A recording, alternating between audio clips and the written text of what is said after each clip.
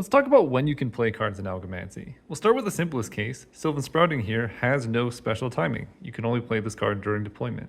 This also applies to units, even though it has stats in the top right. Units by default can only be played during deployment as well. Next, we'll look at haste, which is indicated by the haste symbol in the top right. These cards can be played before battle, and this allows you to bring units into battle that weren't there beforehand.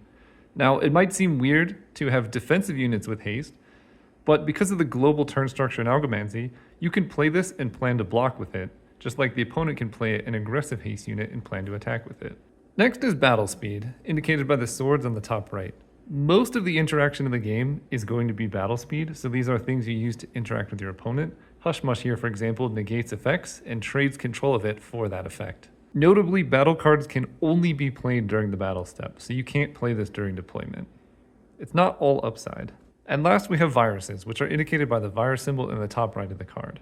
Now, virus only interacts with the augment mechanic, not the actual speed of the card itself.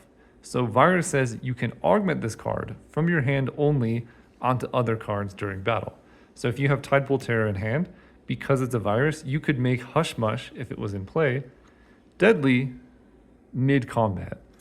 You could not just play Tidepool Terror as a unit, however, because it would need battle speed in order to be able to do that. But you still can play viruses as normal units during deployment, and you can augment them from your bin during deployment as well. The virus just lets you do a little bit of extra things during combat.